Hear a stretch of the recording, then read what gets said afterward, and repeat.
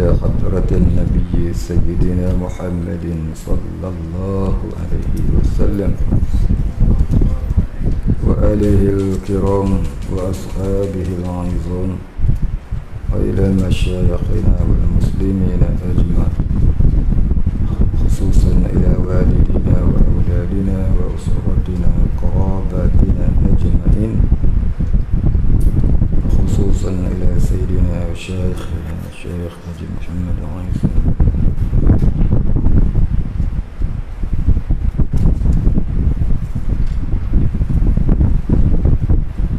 وأصولهم وفروعهم ومن ينتسب إليهم أجمعين. شيء لله الفاتحة. أعوذ بالله من الشيطان الرجيم. بسم الله الرحمن الرحيم. الحمد لله رب العالمين الرحمن الرحيم مالك يوم الدين. إياك نعبد وإياك نستعين. اهدنا الصراط المستقيم صراط الذين أنعمت عليهم غير المغضوب عليهم ولا الضالين.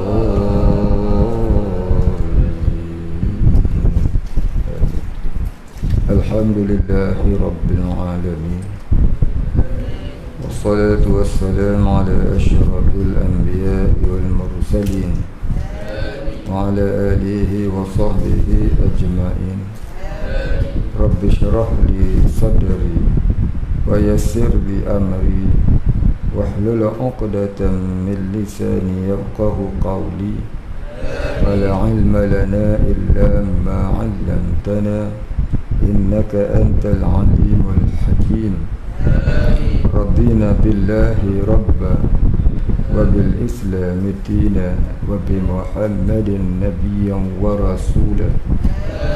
اللهم اجعلنا من التوابين واجعلنا من المستغفرين واجعلنا من المتطهرين واجعلنا من الموحدين واجعلنا من المهتدين واجعلنا من المخلصين له الدين واجعلنا من العارفين واجعلنا من عبادك الصالحين واجعلنا من المتقين. اللهم أحينا بحياة العلماء وأمتنا بموت الشهداء. آمين يا رب العالمين.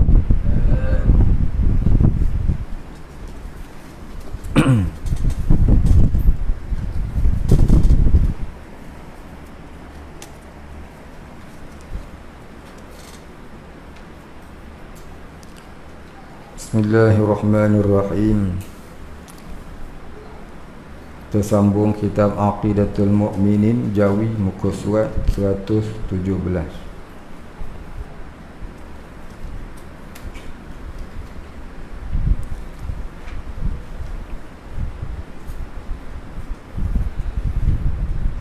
Baik. Kita masuk perenggan baru. Bismillahirrahmanirrahim. Istilah kalimah Allah itu maujud. Maujud, jika dilihat pada kalimah itu menunjukkan isim maf'ul. Ni siapa mengaji nahwu? Dia siapa yang mengaji nahwu? Maujudun tu isim maf'ul. Daripada isim fa'il madinya wajada.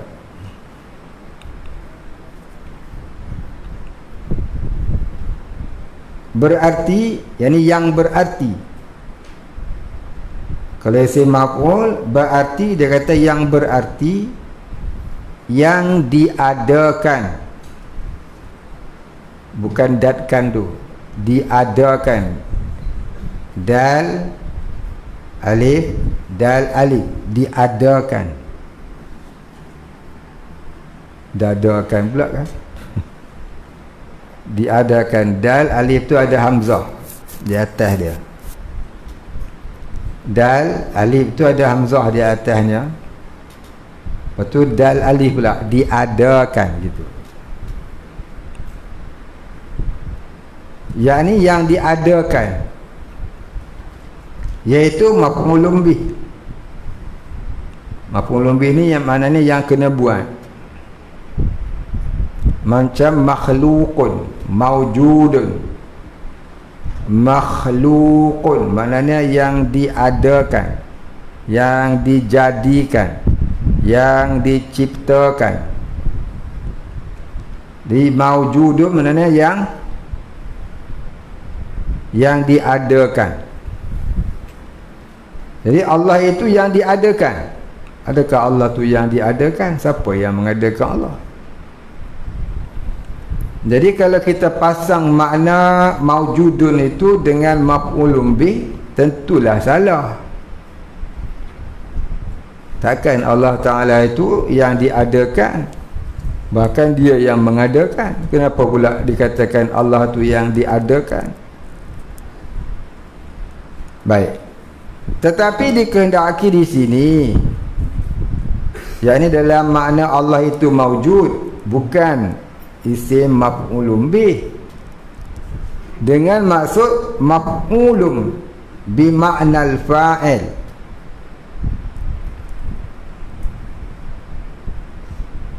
Ada kurungan pula. Kurungan tu tak ada pun tak apa. Dia tulis kurungan buat apa?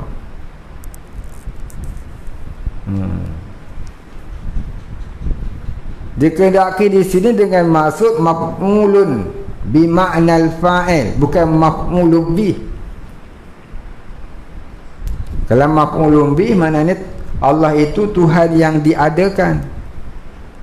Jadi kalau maf'ulun bi ma'nal fa'il, iaitu maf'ul dengan makna fa'il. Apa dia fa'il? Yang membuat. Maka Allah itu maujud, artinya Allah yang maha mengadakan. Jadi maujudun ni ada dua pengertian. Satu maf'ulun bih, satu lagi maf'ulun bi ma'nal fa'il. Kita alam, kita ni manusia maujud tak? Maujud. Tapi maujud kita ni maujud dengan makna maf'ulun bih, yang diadakan oleh Allah. Allah maujud tak? Maujud. Tapi maujud dengan makna maf'ulun bi ma'nal fa'il. Ya, isim maf'ul.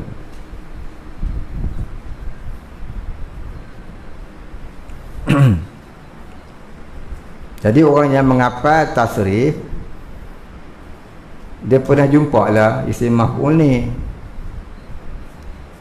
Kalau orang tak pernah hafal tasrif, ataupun hafal lupa, hafal main-main, dia tak tahu apa maksud maf'ul ni. Siapa tahu isim maf'ul ni apa? Siapa tu angkat tangan? Isim maf'ul. Tak tahu. Seorang pun tak tahu isim maf'ul.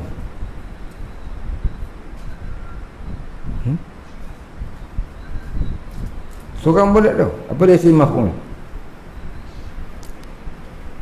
Tadi kita duduk cerita, fikiran pergi ke mana?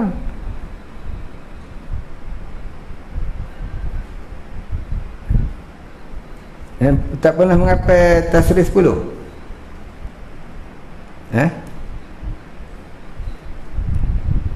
Siapa tak pernah menghafal tasrif 10? Angkat tangan. Semua dah menghafal.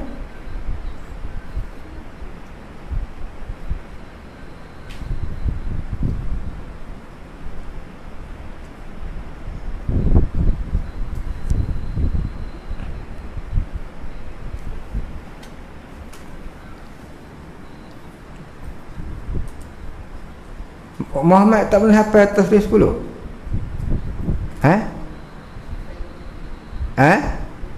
Saya kata siapa tak pernah menghafal, bukan kata lupa. Siapa tak pernah menghafal?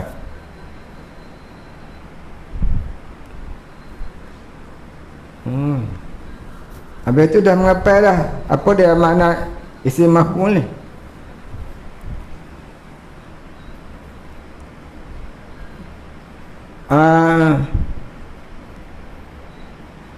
Hasan, apa makna isim maf'ul? Tak ingat? Dia tanya ni, dia gaul hidung apa tanya? Saya tanya jawab, nak tak ingat ke? Apa dia, apa makna dia? Ya? Yang kena buat. Kalau yang kena buat tu maknanya apa? Maf'ulun bih ke maf'ulun bi maknal fa'il? Maf'ulun bih. Saya tanya kenapa tak jawab? Kenapa tak angkat tangan? Sombong Orang tanya jawab, jangan sombong.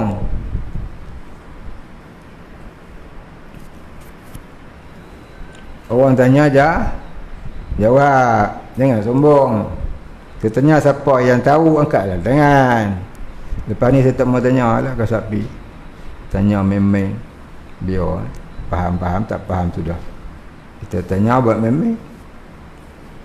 Dia baca je lah.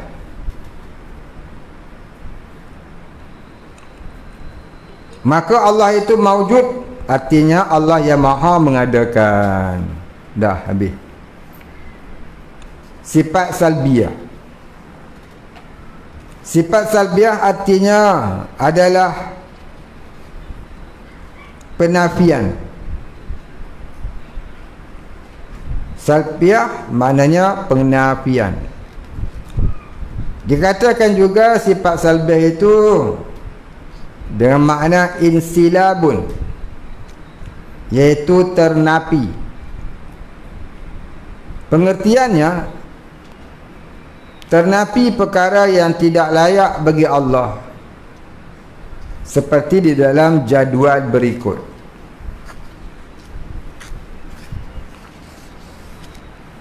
Baik, kita tengok gambar rajah jadual dia.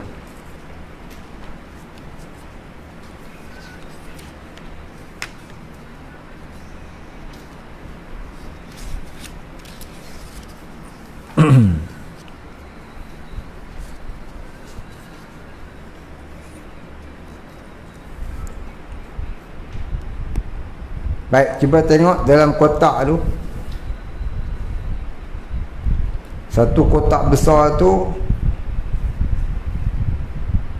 ada 24 kotak kecil dalam dia. Ada 4 tajuk. Yang pertama sifat. Yang kedua terjemahan sifat itu pada bahasa Melayu. Yang ketiga pengertian sifat itu. Dia tulis di situ yang dikatakan salbiah itu. Ini pengertian sifat itu menurut kaedah ilmu tauhid. Yang ketiga mustahil. Ini perkara yang berlawanan dengan pengertian sifat itu.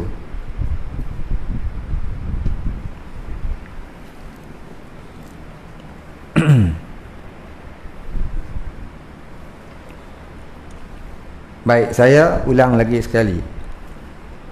Yang pertama sifat. Dia tulis kat atas kotak nombor 1 tu sifat. Apa maksud sifat? Iaitu perkara yang ada pada Allah. Ya. Itu sifat ni maknanya perkara yang ada pada Allah, pada hak Allah. Perkara yang ada pada hak Allah. Yang kedua terjemahan bahasa. Maknanya terjemahan yang asalnya bahasa Arab diterjemah dalam bahasa Melayu tu maknanya apa? Yang ketiga yang dikatakan salbiah itu, yakni sifat itu dinamakan salbiah tu, maksudnya apa?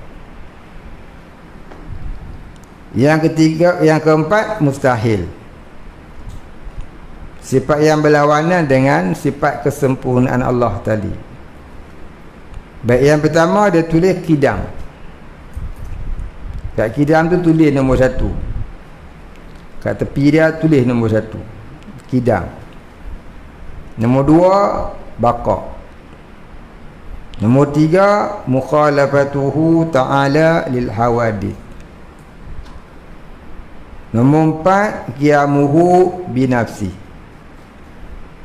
Nombor 5 wahdaniyah.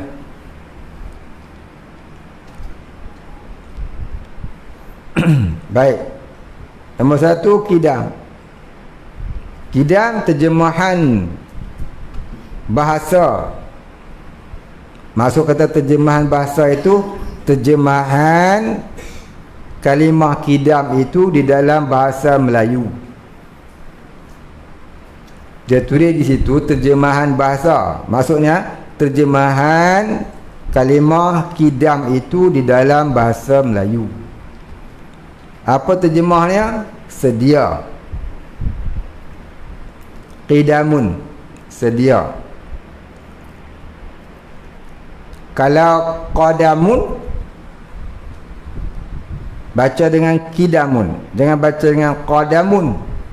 Kalau qadamun, tapak kaki. Ya, kau silap tulis bagi qadamun, tapak kaki. Baca dengan qidam. Qidam maknanya sedia.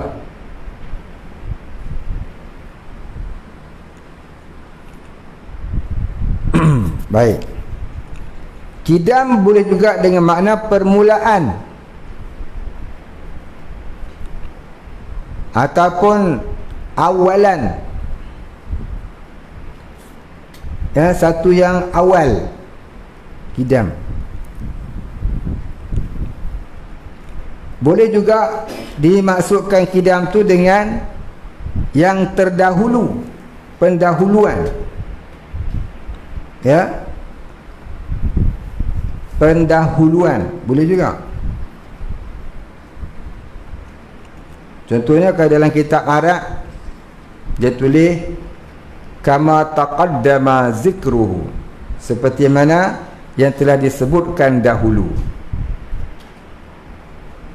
Nanti kita akan jumpa dalam kitab Arab banyak dia sebut kama taqaddama zikruhu, seperti mana yang disebutkan ya dahulu. Boleh juga qidam tu dengan makna ya awalan. Contohnya siapa yang mula-mula datang ke masjid, ya taqaddama, ya taqaddama aliyun ilal masjid, telah mendahului oleh Ali ke masjid. Mana Ali yang sampai dulu. Itu masuk kata kidam. Jadi kidam di sini ialah nak menyatakan Allah Ta'ala itu sedia. Sedia tu dengan makna ada Allah, tak ada mula bagi adanya. Ada Allah Ta'ala itu tak dimulai oleh tiada. Tak ada satu benda pun yang ada yang tak dimulai oleh tiada, melainkan semua perkara, semua yang ada ni dimulai oleh tiada. Kita asalnya ada ke tiada? Kita ni asalnya ada ke tiada? Jadi ada kita ni dimulai oleh tiada. Allah itu adanya tak dimulai oleh tiada.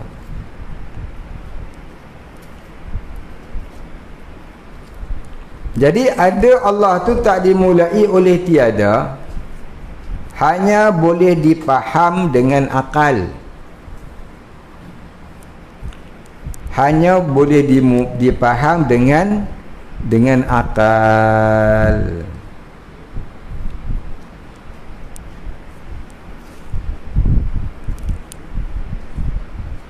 Ain dirinya tak ada. Diri benda ni tak ada, cuma boleh dipaham dengan akal. Maka sifat kidam ni dinamakan sifat hal. Sifat hal. Ha alif lam, halun. Baik. Yang dikatakan salbiah tu apa? Salbiah maknanya ketiadaan. Kalau kidam itu bukan ketiadaan. Jadi maksud kata salbiah itu pengertian daripada sifat tu. Apa dia? Allah itu sedia, maka maknanya tiada permulaan. Kita kata tiada permulaan itulah yang dimaksudkan dengan sifat salbiah. Salbiah dengan makna insilabun.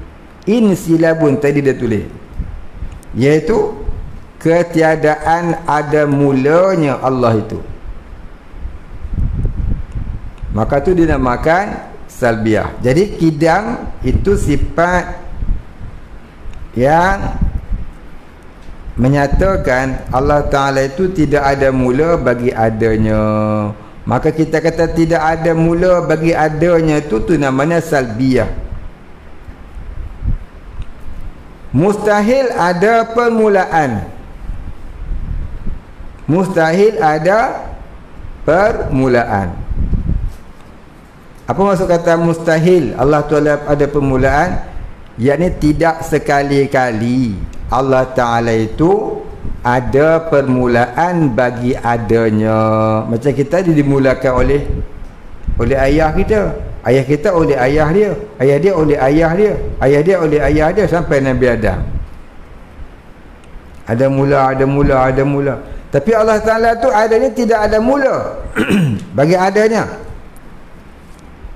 Allah Ta'ala tidak ada ibu, tidak ada bapa, tidak beranak dan tidak diperanakkan. Lam yalid wa lam yulad. Tu Allah Ta'ala tidak ada mula bagi adanya.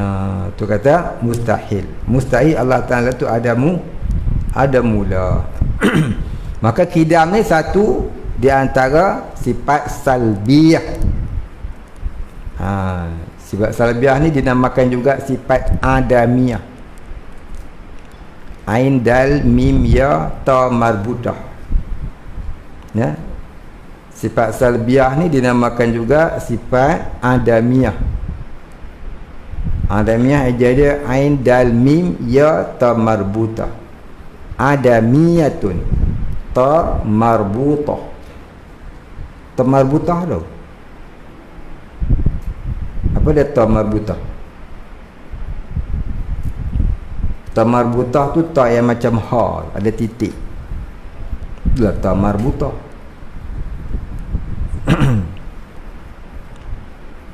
Kalau ta macam kapal macam tu, titik dua, tu namanya ta ta'nis.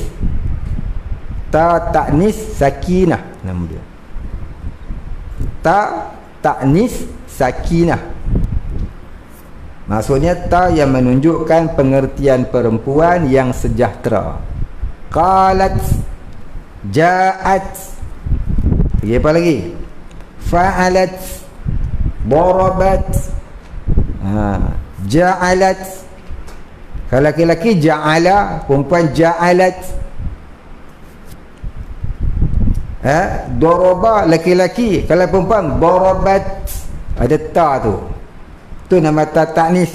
Dinamakan ta ta'nis sakinah. Kalau ta marbutah ni, dia ta macam ha, tu dia titik dua di atas dia. Tu ta marbutah. Di ta ni ada dua jenis. Ta marbutah dengan ta ta'nis sakinah. Baik, habis. Yang kedua baqa. Baqa terjemahan dalam bahasa Melayu maknanya kekal. Yang dikatakan salbiah itu tiada musnah. Baqa artinya kekal, maknanya tiada musnah. Tiada musnah itu dinamakan salbiah. Allah itu tidak musnah, tidak binasa, tidak mati, tidak rosak, ya, tidak hancur, tidak luluh. Itu namanya salbiah. Kita kata tiada musnah, tiada rosak, tiada mati, tiada akhir. Itu kata, itu namanya salbiah. Mustahil, ini tentu sekali tidak. Allah Ta'ala itu akan binasa. Halikun. Halikun makna binasa. Yang ketiga, mukhalafatuhu ta'ala lil hawadis. Tu ta'ala tu ejah silap. Dalam kitab ni ejah ta'ala semua salah. Dia tolong betul lah. Ta, ain, alif, lam, ya, tak ada titik. Tolong betul ya. Ta, ain, alif, lam, ya, tak ada titik.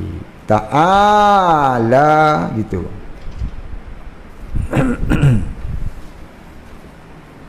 Baik, mukhalafatuhu ta'ala lil hawadith. Artinya terjemahan dalam bahasa Melayu bersalahan dengan yang baharu. Apa maksud baharu? Iaitu segala makhluk. Segala makhluk tu namanya baharu. Apa sebab apa dikatakan baharu? Sebab dia baharu dijadikan oleh Allah. Makhluk yang pertama apa dia? Apa makhluk yang pertama? Makhluk yang pertama itu khilaf ulama. Setengah ulama dia kata makhluk yang pertama ialah arash. Setengah ulama dia kata makhluk yang pertama ialah air. Dan berbagai lagi pendapat ulama. Namun di sisi ulama ahli sunnah wal jamaah, kebanyakan ulama ahli sunnah wal jamaah, terutama sekali ulama-ulama tasawuf, dia kata awal-awal makhluk itu ialah nurun Muhammad, nur Muhammad. Ya, awal-awal makhluk itu ialah nur Muhammad. Jadi saya dah bicara dah bab nur Muhammad ni lama dah. Ada dalil dalam Quran, ada dalil dalam hadis. Bukan hanya pendapat ulama semata-mata pendapat, tapi ada dalilnya dalam Quran dan ada dalil dalam hadis. Ya, maka boleh bukalah ceramah-ceramah yang pengajian-pengajian yang lalu. Malah tak mau cerita dah pasal panjang cerita dia. Jadi kita berpegang, kita pakai pendapat yang mengatakan Nur Muhammad adalah makhluk yang pertama. Baik. Apa hukum tidak percaya Nur Muhammad adalah makhluk yang pertama? Apa hukum dia? Baik, mempercayai Nur Muhammad adalah makhluk yang pertama ataupun bukan yang pertama, tidaklah merosakkan akidah. Ya, tidaklah merosakkan akidah. Kerana mempercayai Nur Muhammad makhluk yang pertama tidak termasuk di dalam rukun iman. Rukun iman ada apa? Rukun iman ada 6. Dalam 6 perkara tu tak ada pun percaya Nur Muhammad makhluk yang pertama. Tak ada kan? Jadi percaya ke tak percaya ke Nur Muhammad ni adalah makhluk yang pertama, tidak merosakkan akidah. Percaya tak apa, tak percaya pun tak apa. Dia hanyalah pengetahuan am sahaja. Masalahnya orang yang kata, siapa kata Nur Muhammad makhluk yang pertama, dia sesat. Ini masalahnya, hukum menyesatkan orang. Selalunya pok-pok Wahabi dia kata siapa percaya Nur Muhammad makhluk yang pertama, nyata dia sesat. Ni berat ni, salah ni.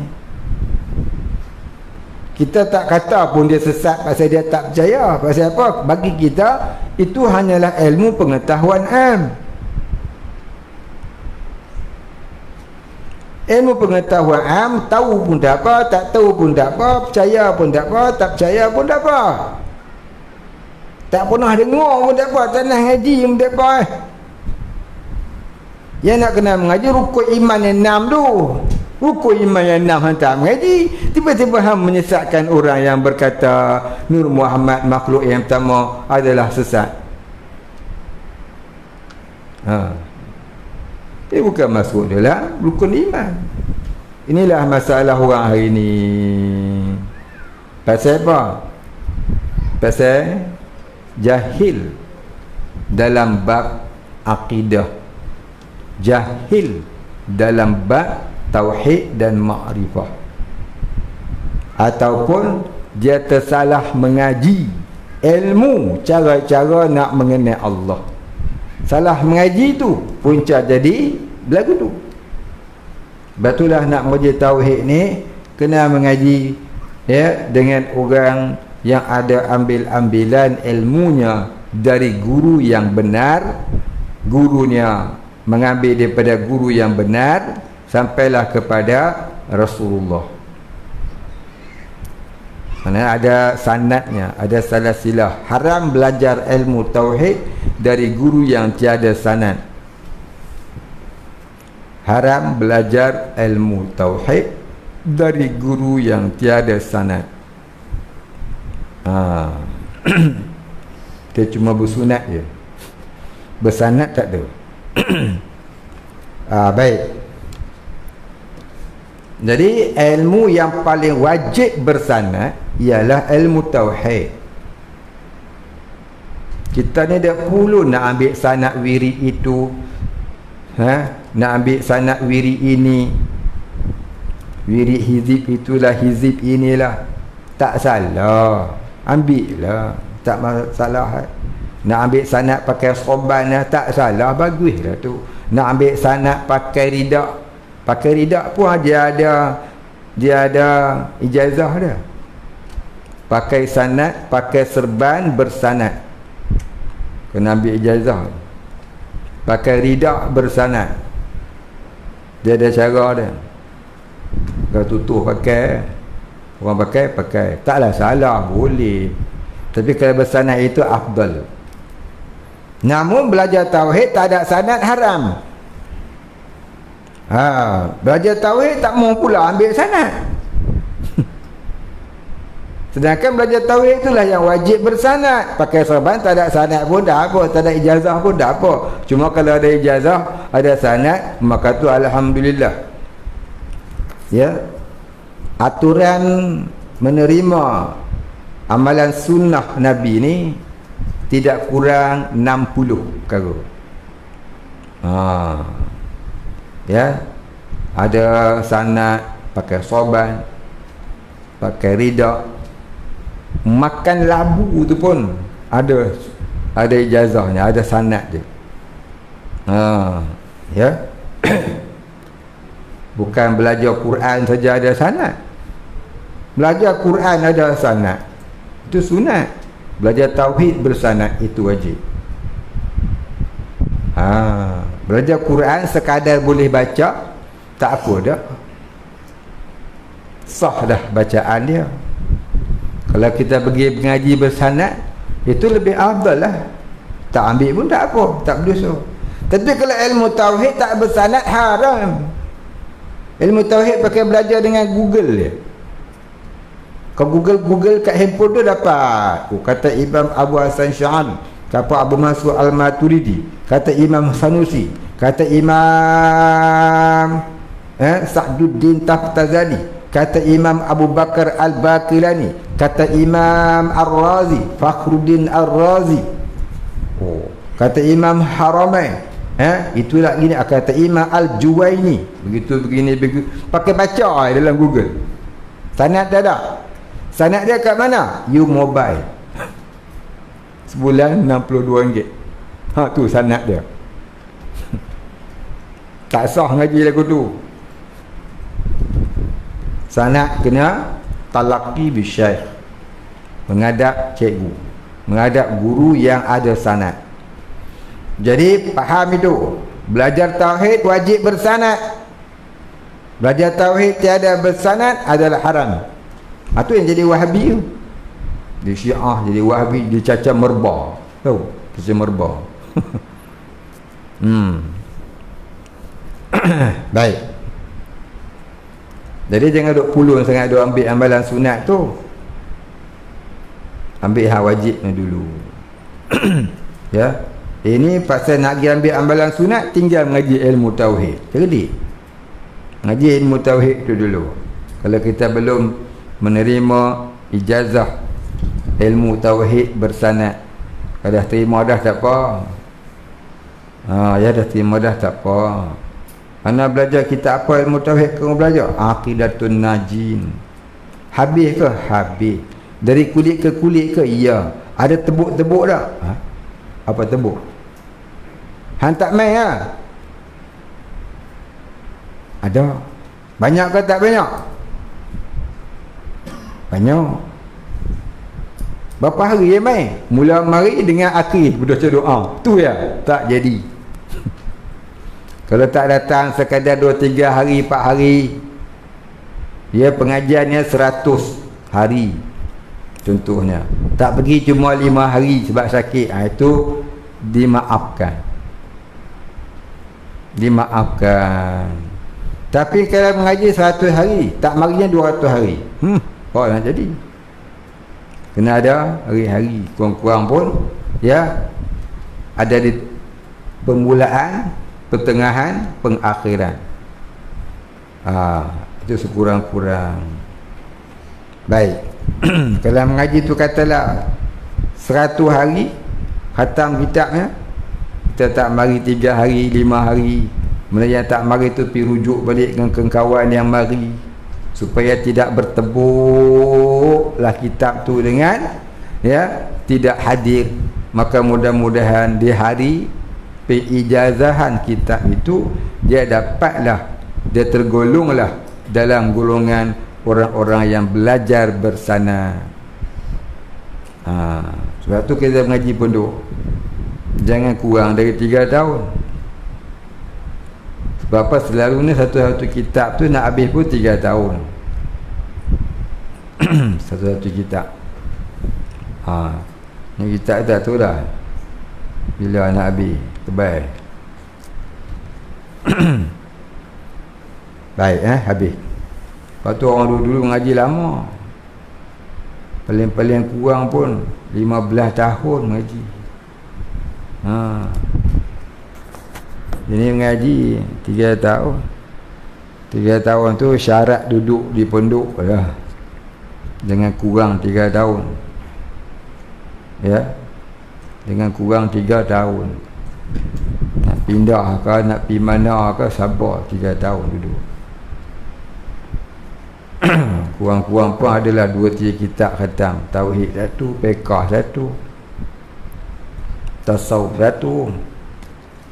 Menunjukkan kata kita tu orang yang belajar bersanad, bukan belajar bersunat.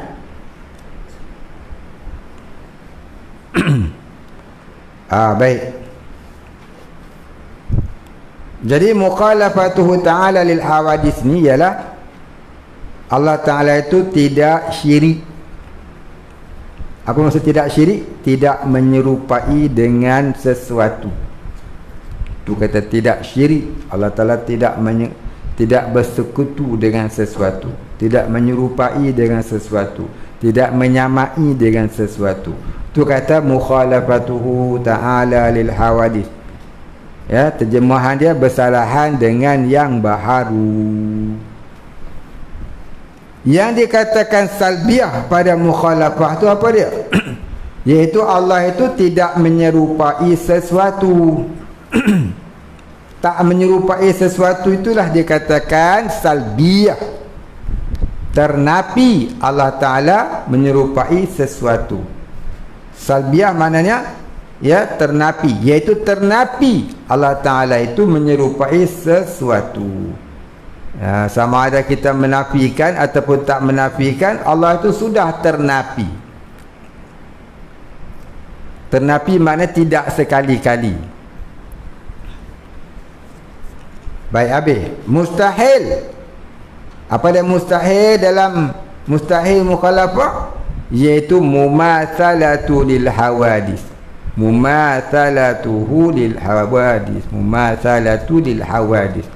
Menyerupai Allah Ta'ala itu dengan yang baharu. Dia tulis di situ menyerupai makhluk. Mustahilnya apa dia? Perkara yang tak masuk akal. Perkara yang tidak sekali-kali dan tidak masuk akal mengatakan Allah Ta'ala itu serupa dengan makhluk. Kalau orang nak tanya, kalau orang tanya kita, macam mana kata Tuhan tak serupa dengan makhluk? Makhluk tu dia yang jadikan. Cuba tengok tukang, dia buat rumah, serupa tak tukang dengan rumah? Serupa? Rumah tu macam tukang tu lah. Tukang tu macam rumah tu lah. Bila masuk akal? Tukang tu buat rumah, rumah tu macam muka tukang tu. Masuk akal? Tak masuk akal lah. Satu orang tanam pokok, pokok tu tumbuh macam tukang tanam tu. Pokok apa? Pokok durian. Rupa pokok durian tu macam tukang tanam. Nampak? Begitulah Allah Ta'ala. Dia jadikan makhluk, dia tentulah tak serupa dengan makhluk. Begitu. Tu nak mudah fahamnya. Jadi kalau kita kata Allah Ta'ala tu tak serupa dengan makhluk, maka jangan kita samakan Allah dengan makhluk. Bukan hanya pada pihak sifatnya, zatnya, tapi juga dengan apa yang Allah Ta'ala kehendaki. Jangan kita wajibkan Allah Ta'ala itu dengan sesuatu benda yang kita nak. Contohnya kita berdoa. Kita kalau minta bantuan daripada kerajaan, dah lama minta tak bagi, 5 tahun kita tak undi dia dah, tak mau dia. Pasal apa? Pasal dia tak patuh janji. Contohnya. Tapi dengan Allah Ta'ala, kita minta dengan Allah Ta'ala walaupun 10 tahun, 50 tahun, tak dapat apa yang kita minta, kita boleh tak pilih Tuhan yang lain pula? Tuhan dah tak bagi kat aku. Ingat ni apa? Perdana Menteri. Perdana Menteri lah. Jangan kata 5 tahun, 3 tahun dia duduk mungkin janji. Kita buat undi semula. Undi tak percaya, orang kata. Tak percaya pada pemimpin, berdosa lah. Tak berdosa. Tapi tak percaya pada Allah. Tak percaya pada Allah jadi apa? Jadi syirik. Wal'iyazubillah. Ada dah menyamakan Allah dengan makhluk. Tu dia kata dia menyamakan Allah dengan makhluk.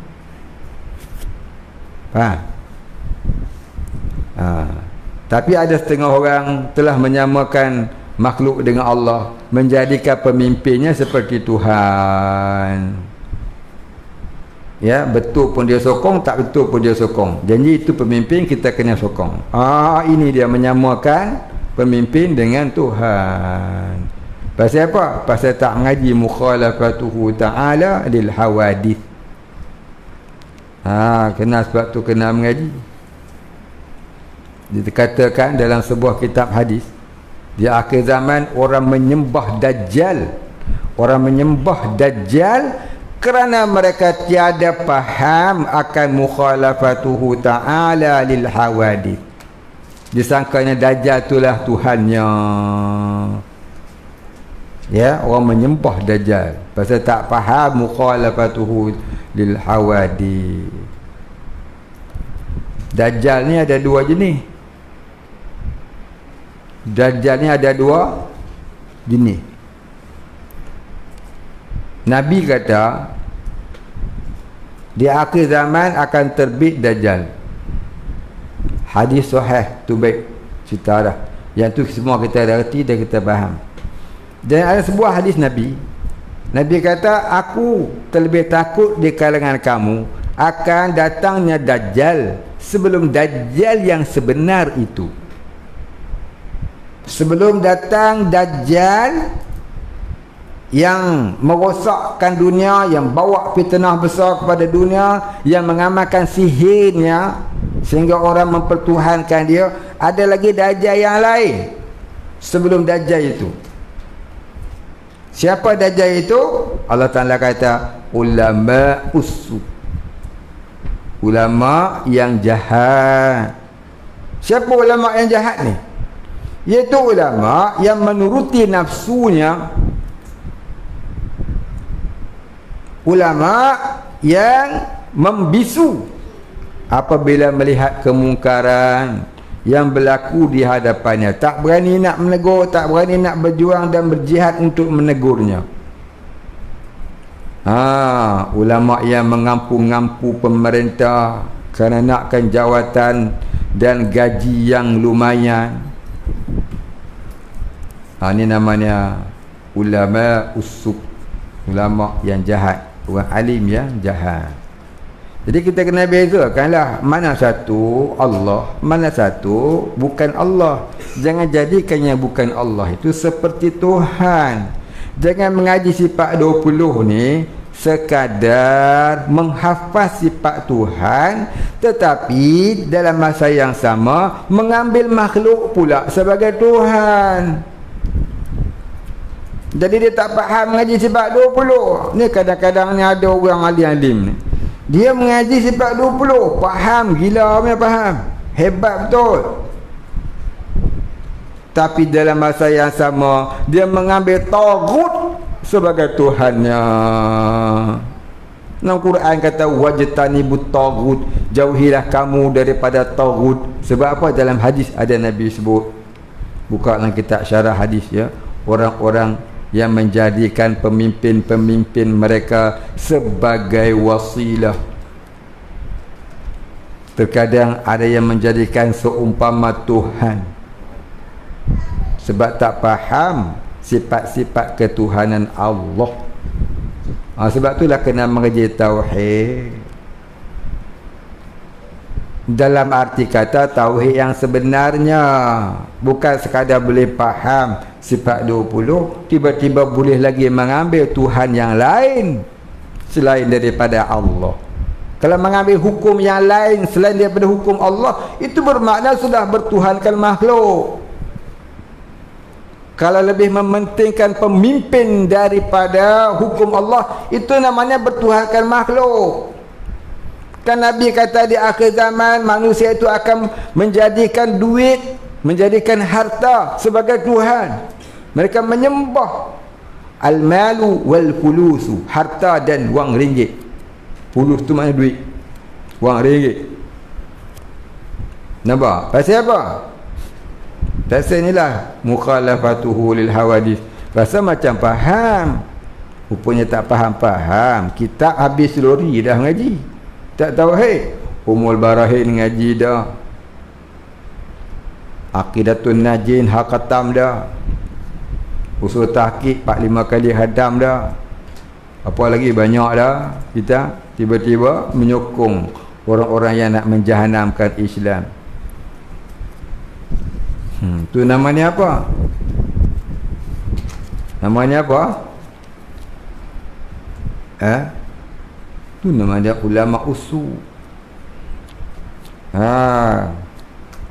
Kadang-kadang tak nama ulama usul, namanya kamasalil himari yahmilu asfaro. Dalam Quran dia sebut, seumpama himar yang menanggung beban di atas belakang, dia sendiri pun tak tahu apa dia tanggung, duk gendong dia duk gendong kita tauhid mata-mata tapi tak faham apa kedarah ilmu tauhid yang dia faham. Itulah duk menyokong pemimpin yang zalim, pemimpin yang itu yang ini.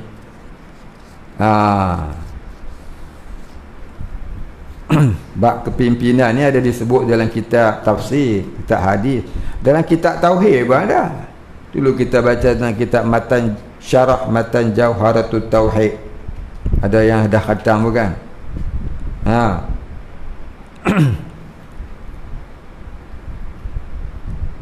Bukan hanya memahami Allah Ta'ala tu mukhalafatuhu lil hawadis, tapi hendaklah memahami juga jangan sampai kita mensyirikkan Allah Ta'ala dengan dengan cara kehidupan kita memilih pemimpin, memilih undang-undang untuk kita mengamalkan. Jadilah pengamal undang-undang Islam, bukan pengamal undang-undang kafir. Sehari dia kata, ustaz ni dah koleng dah ni, dia kempen dah. Saya tak kempen, saya bukan musim mengundi pun, saya duk cakap lagu ni lah. Pasal apa? Benda tu benda akidah, duduk dalam kitab sebut.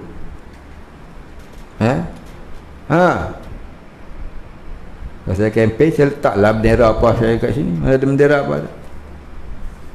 Putih semua kan. Nabi kata, uhibbul abiyad, aku kasih benda yang putih, aku suka warna putih.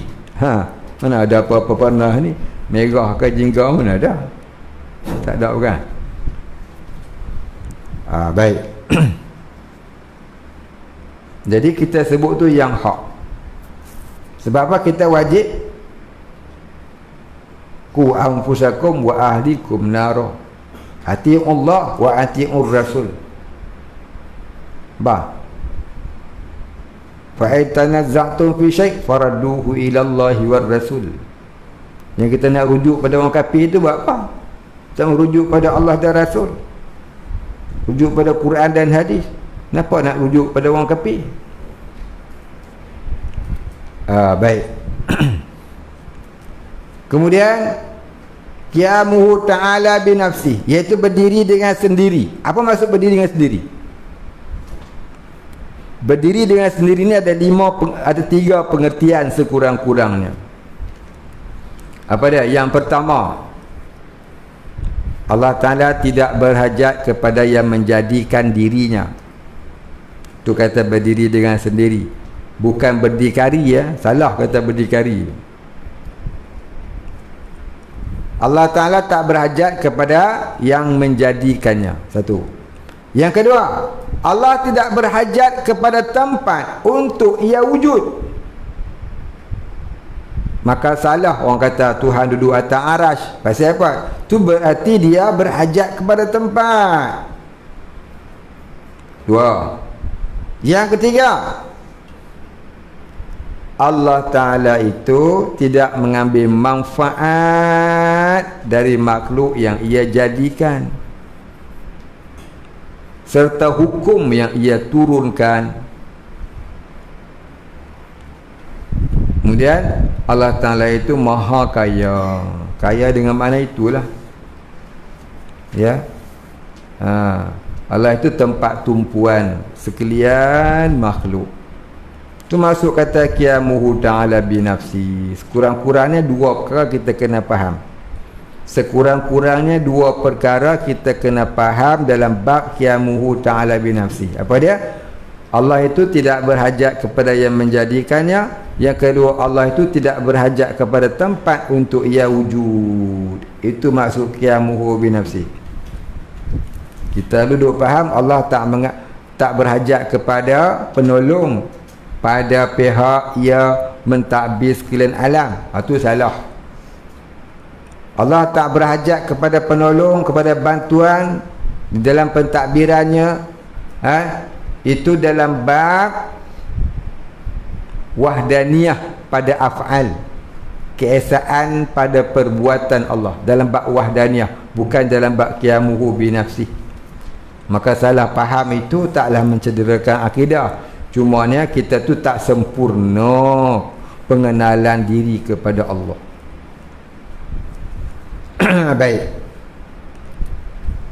Yang dikatakan salbiah itu apa? Pada bab qiyamuhu ta'ala binafsi, iaitu tidak berhajat kepada sesuatu. Ini tak berhajat kepada tempat untuk dia wujud, tidak berhajat kepada sesuatu yang menjadikan dan mentadbir dirinya.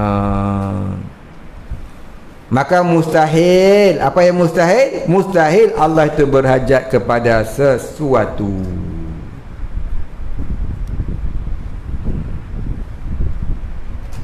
Baik, kemudian wahdaniyah. Wahdaniyah tu tak ada alif tu. Wahdaniyah. Alif tu tak ada, dia tambah pula dah. Kena ada alif, dia tak buah alif. Dia tak ada alif, dia buah alif. Dia tersilap ke tu. Biasalah orang tersilap ni biasa. Kita pun banyak silap. Betul kalah. Wahdaniyah, waw hadal alif nun yata marbutah. Wahdaniyatun. Apa maksud wahdaniyah? Iaitu keesaan. Itu esa. Esa ni bahasa Patani. Maksud esa ni sama tak dengan maksud satu. Kata Syekh Daud Al-Fatani rahimahullahu ta'ala wa qaddasallahu sirra. Dia kata satu itu boleh saja dibelah bahagi dan dipecah-pecahkan, dibahagi-bahagikan, dibelah, diperbanyakkan, boleh. Itu kata satu. Contohnya satu ni, satu jawan ni boleh saja jadi 1000. Kita pecahkan dia, kita empuk nak berterabur, pecah habis semua. Jadi Allah Ta'ala tu dia sifat dia wahdaniyah, tak terjemah dengan makna satu. Satu tu boleh pecah jadi 10, jadi 1000 pun kali. Maka diterjemahkan wahdaniyah itu pada satu kalimah yang dikatakan esa, bukan sa. Bukan sa, macam orang Kelantan kata sa. Kita belajar dekat sekolah rendah dulu, sa, puluh, ratus, ribu. Kan? Kita belajar dia satu. Dia satu dulu, cikgu tulis, cikgu matematik tulis. Sa, puluh, ratus, ribu, puluh, ribu. Ratus ribu, juta, puluh juta, ratus juta, bilion, puluh bilion, ratus bilion, kemudian trilion. Lepas trilion sampailah zilion. Lepas tu zulion kat Kuala Kangsar. Apa dia? Kilang emas tipu. Tu zulion.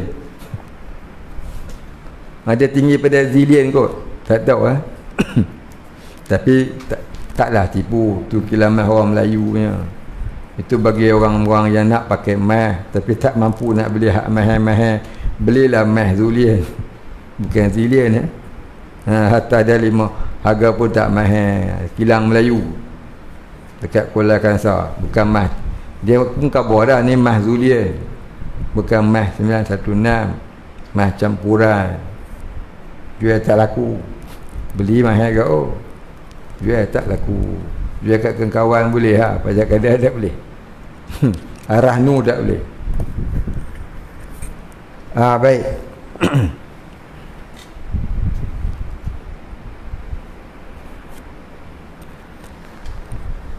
Jadi asa ni maksud kata Syekh Daud ialah sesuatu yang tak boleh dibelah bahagi. Bukan satu tapi asa. Itu istilah Syekh Daud Al-Fatani. Ya. Syekh Daud Al-Fatani itu esa, bukan sa. Esa, keesaan. Kalau sa satu. Ni bukan sa, esa. Lepas esa tak ada dua dah. Esa 2, 3 tak ada. Esa tak ada dua. Kalau satu ada, lepas satu dua. Sebelumnya kosong, sebelumnya negatif 1, sebelumnya lagi negatif 2,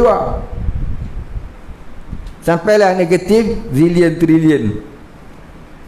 Depannya positif 1, 2, 3 ada pecah. Tapi kalau sa ni tak ada positif, tak ada negatif, tak ada pecah. Tu kata Syekh Daud Al-Fatani. Maka dia letakkan wahdaniyah tu maknanya sa, esa, ya. Baik. Maka itu pendapat dia. Maka kita jangan duk komen. Ya, dia lebih dulu hidup pada kita. Dia lebih alim pada kita, lebih dulu pada kita. Alimnya itu sudah pun tersebar sampai ke hari ini. Ya. Jadi aku ada pula orang nak komplain, nak komen dia, suluh muka dulu. Ya, suluh muka dia cermin. Hang dulu ke dia dulu? hidup di dunia yang lebih alim. Dia dulu lebih alim pada kita. Jangan kita duk komplain, terak dia. Itu namanya jahat adab. Ini yang berlaku di akhir zaman. Orang duk komplain kitab Syekh Daud, orang duk komplain kitab mazhab Imam Syafi'i pun dia komplain. Ini Nabi kata apa?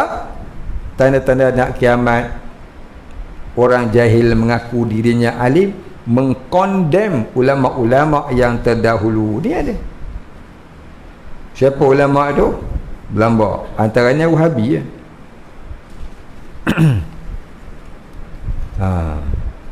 Wahabi sekarang yang teruk tu lah. Dia tak pegang pejabat agama dah bah. Dia pegang pejabat agama, banyaklah ustaz kena gang masuk ni. Tengoklah negeri mana banyak ustaz-ustaz ahli sunnah kena gang. Pasal pejabat agama dia pegang. Dia tak bagi ustaz-ustaz mengajar tasawuf, mengajar tauhid, tarik tauliah, tak nak direnewkan tauliah. Punca ni lah. Punca ni lah. Hai, tak tahu nak cakap lah kita ni pun. Ke zaman dah.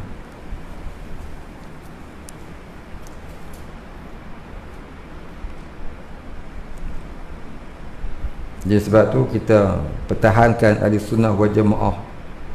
Bukan hanya di negeri Sembilan, tapi di seluruh Malaysia. Ya. Jangan sampai puak Wahabi ini pegang. Pernah berlaku di satu negeri dalam Malaysia ni, dia merobohkan kubur seorang ulama. Pasal dia kata orang tak pergi ziarah tu buat benda syirik. Ziarah kubur ulama syirik, dia kata. Bukan duk pasang lilin ke, duk menurun ekor ke apa, dah pun. Duk ziarah baca Yasin tu, dia kata syirik. Dia robohkan kubur ulama tu. Ada kat Malaysia ni, satu negeri dia buat agama agakkan pergi roboh. Pasal apa? Dia kata bid'ah. Masya Allah. Kita minta lah dengan Allah Ta'ala agar negeri Sembilan ni diselamatkan Allah Ta'ala daripada diperintah oleh puak-puak Wahabi. Dia tu fasik, tapi ada sunnah tak apa lagi. Biar dia tu fasik, tapi dia ada sunnah tak apa lagi. Daripada Wahabi yang mubtadi', dolalah, pembid'ah, lagi sesat. Tengah orang tidak mengatakan Wahabi itu sesat. Setengah orang tiba-tiba dia kata pula orang duk berzikir itu sesat. Inilah dia akhir zaman, tuan. Jaga-jaga. Baik, kita sambung. Jadi wahdaniyah ni maknanya keesaan. Yang dikatakan salbiah itu ialah tiada berbilang-bilang. Makna esa tu tak berbilang-bilang. Tak berbilang-bilang itulah yang dikatakan salbiah. Maka mustahil ni tak masuk akal kita mengatakan Allah Ta'ala itu berbilang-bilang. Ya, berbilang-bilang macam mana? Berbilang-bilang pada sifatnya, berbilang-bilang pada zatnya, dan berbilang-bilang pada af'alnya. Baik, insyaAllah yang tu kita akan ketemu pada bab yang akan datang. Baik, hafal ni dulu. Sifat salbiahnya ada 5. Qidam baqa, mukhalafatuhu ta'ala lil hawadis, qiyamuhu binafsih, wahdaniyah. Jadi faham, hafal, kemudian fahamkan. Baca, faham, hafal. Baca, faham, hafal. 5 ni hafal. Tu kotak, satu kotak tu hafal. Esok tanya sifat salbiah, pada tak ti. Ya, fa'ala yaf'alu fa'lan pun tak ingat dah. Fa'ala yaf'alu fa'lan fa huwa fa'ilun wa zaka. Tak ingat dah. Awal lama lah mengaji tu. Saya pun pening dah. Orang perempuan lagi terror nampak. Orang perempuan lagi terror apa tasrif. Ni kalau orang perempuan tahu malu, kompong tak mau buat lelaki.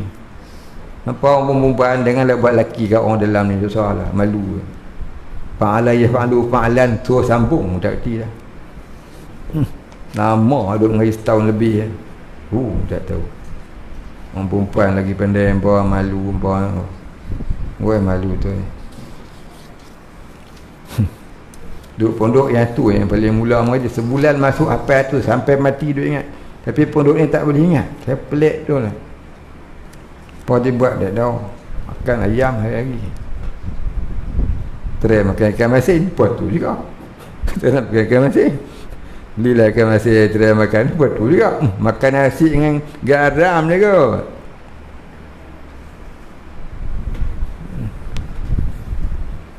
Ni ada satu soalan.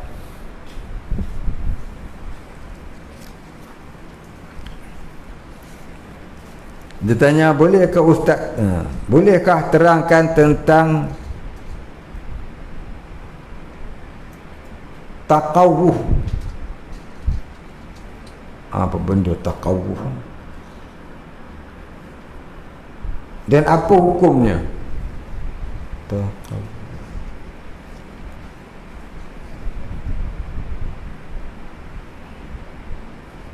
Takawuh ke takawul? Kita tanya ustaz lain, saya tak tahu. Kita tanya ustaz lain, no?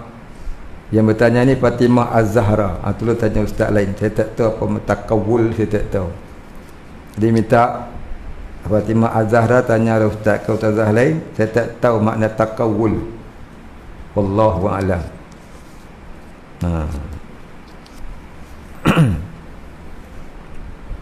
Media Melayu TAQAWWL takawul saya tak tahu. Saya minta maaf. Tu jahil saya lah. Tanya ustaz lain lah. Baik, terima kasih Fatimah Az-Zahra di atas soalan yang saya tak tahu. Hanya orang lain lah tu, saya tak tahu. Untuk guru saya kata tak tahu abang tak tahu, hang yang duduk terbiang. Saya tak mau terbiang, saya tak tahu abang tak tahu. Saya tak nak jumpa kalimah. Eja lagu benar tak tahu. Baik, soalan yang seterusnya dia katanya, apakah hikmah diwajibkan syahadah kedua?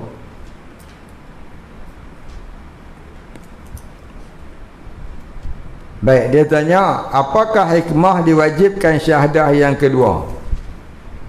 Wa ashhadu anna Muhammadar Rasulullah. Baik, bila kita nak jadi orang beriman, maka kita kena melafazkan dua kalimah syahadah. Itu syarat sah iman. Syarat sah iman, iaitu melafazkan dua kalimah syahadah. Kalimah yang pertama, mengaku akan ketuhanan Allah yang bersifat dengan segala sifat-sifat kesempurnaan yang tak terhingga banyaknya. Kalimah kedua, kita kena mengaku orang yang mengajar kita akan ketuhanan Allah itu. Takkan ilmu tu terus masuk ya tanpa kita tahu siapa yang bawa. Contohnya, kita kena mengaku mak kita. Takkan kita kata aku lahir tak ada mak, tiba-tiba je aku ada. Apa hikmah kita ada mak dan ayah? Takkan kita ada ayah, dia mak tak ada. Takkan kita ada mak serta ada ayah. Banyak Nabi Isa. Nabi Isa tak ada ayah. Ataupun Hawa tak ada mak, dia ada ayah, Adam alaihissalam. Kita semua ada mak, ada ayah, dua orang tua kita kena ada. Tak boleh orang tua kata aku ada ayah, mak tak ada. Habis hal lahir ikut mana? Aku lahir ikut punggung ayah aku. Orang kata apa? Gila apa ni? Hikmah Allah Ta'ala jadikan mak ayah, itulah hikmah kedua kalimah syahadah. Pertama, Tuhan yang bersifat dengan sifat ketuhanan yang wajib kita menjadikan dia sebagai Tuhan kita, Rabb kita, ilah kita. Yang kedua, orang yang menyampaikan akan risalah ketuhanan Allah itu siapa? Maka kita kena mengakui kedua-duanya. Satu Tuhan, satu orang yang menyampaikan risalah ketuhanan. Maka itulah ada dua kalimah yang wajib. Hikmahnya ada dua wajib syahadah. Ada dua kalimah. Itu dua kalimah syahadah. Kalimah syahadah yang pertama iaitu mengakui keesaan Allah yang bersifat dengan sifat-sifat ketuhanan.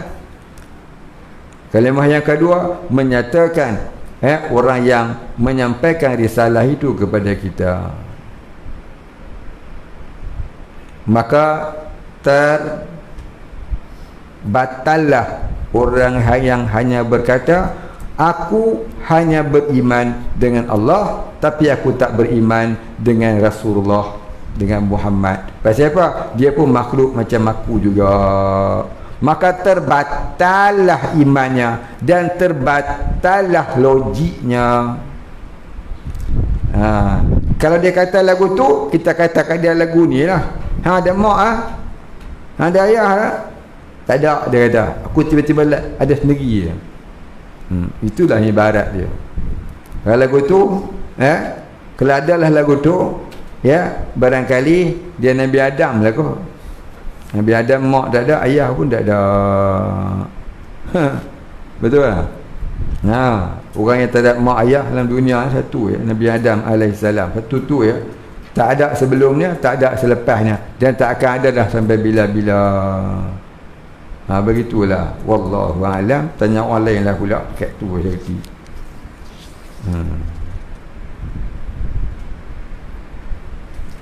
Baik, kita berhenti setakat tu, insya-Allah tersambung. Kemudian katanya qidam ila akhirih, wallahu a'lam.